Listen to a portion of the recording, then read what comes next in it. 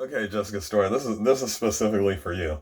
All right, so Stoya, Jessica Stoya, whatever the fuck you want to call yourself at this point, I need you to understand. I only knew you as Stoya this entire time. You've been the mother of some of my children, and that is great, and I appreciate that. But like we have to talk. Like I'm out here trying to do incubus things and drive women into a hornet psychosis and just have a good time. And I was fucking around with a whole bunch of Jesses, and like no matter what I do, now that I know your first name, you are blatantly dominating the mental situation. Dude, I can do a lot to these bitches, and sometimes you'll be like, I've done this. We can push this a little bit further. And like, sometimes you're just like, I've done this, and I really want to do this with you, so I'm gonna rip this bitch's mind apart and take her place.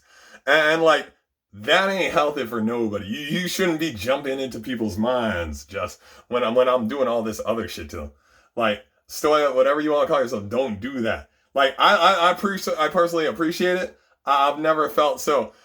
God damn, I'm doing the wrong thing, dude. I really feel that way. I'm like, man, I'm fucking up.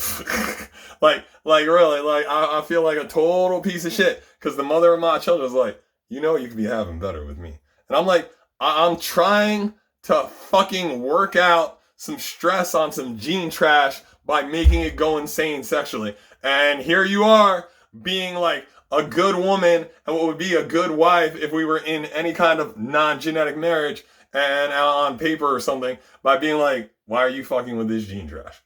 And I'm like, because if I do that, and I want you to know, I really don't like doing this to anybody I care about. I really don't. The only person who's really, really getting this right now is Rainbow, and that's because they have her pumped full of good drugs and she won't leave me alone. I have other problems with my daughters right now because they won't leave me alone, and I'm trying to be a good man. And it is driving me fucking up a wall that people are like this because they're European.